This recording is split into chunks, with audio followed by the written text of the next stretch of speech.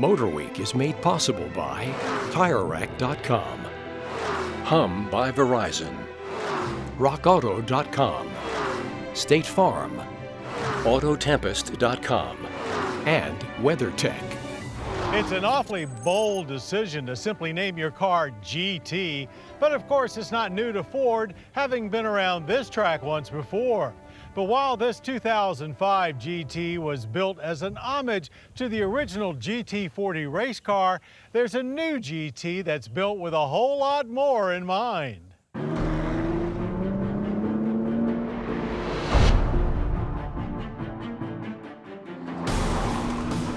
This latest Ford GT was developed not only to celebrate the 50th anniversary of the original GT40's 1966 triumph of Le Mans, but to return to the scene and do it all over again.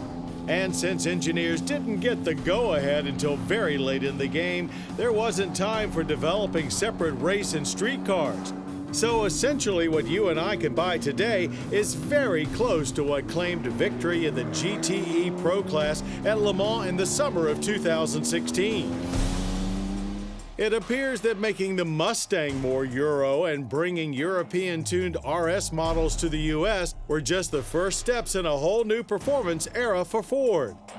This carbon fiber tubbed, rear drive, active aero enhanced, mid-engine, twin turbo powered missile is a true global supercar in every sense of the word. And while a lot of things have changed in the automotive world since the 1960s, there's no doubt that the 1,000 GTs that Ford plans on building will be cherished every bit as much as the original GT40s should they make it to 50 years from now. Behind the wheel, it's not quite as daily driver friendly as, say, a Lamborghini Huracan, Audi R8, or even McLaren's latest, and we're fine with that. This thing screams all-out performance from the moment you lay eyes on it. Experiencing the GT on public roads is truly a transformational experience. It feels fast, flat, and smooth, quickly making a blur of the scenery while encouraging you to keep pushing. We picked our test car up in LA and quickly headed way out of town. From interstate cruising to rush hour traffic to carving up mountain roads like I am now, I've spent several hours behind the wheel of the Ford GT, and I can't find a weak spot in its game anywhere. The track-ready suspension setup features a short, long-arm design with inboard springs and dampers. It helps the GT remain serene and focused at high speeds. Top speed is listed at 216 miles per hour, by the way, the first 60 of which it covers in 3 seconds. 25 individual computing systems receive information from 50 different sensors in the vehicle to deliver the most comprehensive drive mode system we've seen yet.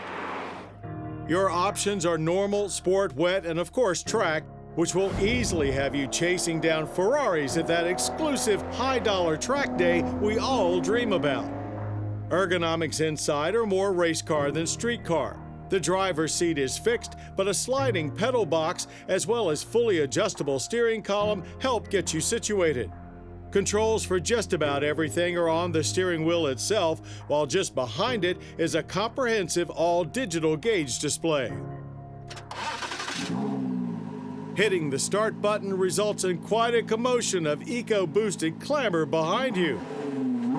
It's from a twin-turbo 3.5-liter V6, very similar to the one that now powers the Ford Raptor pickup. Only here it whips up 647 horsepower and 550 pound-feet of torque. Attached to a 7-speed dual-clutch transmission, controlled by a simple knob on the console and paddle shifters mounted on the steering wheel. That's right, no V8. But in addition to the weight savings that comes from a smaller engine, the V6 allowed Ford engineers to taper the fuselage more efficiently and improve aerodynamics. And make no mistake, like any supercar, it's all about using the wind to your advantage. Front air ducts, as well as the large rear wing, are all active, creating max downforce in all driving conditions. GT pricing escalates rapidly from its $450,000 start, And despite not being that rare, Ford plans on building 250 a year for a 4-year run. The first one allowed at auction sold for 5 times its MSRP. Built for the track but ready for the street in a very nice garage, the 2018 Ford GT is a magnificent performance machine. It had no problem returning the Blue Oval Boys to victory lane at Le Mans its first time out, and won over our hearts and minds just as quickly.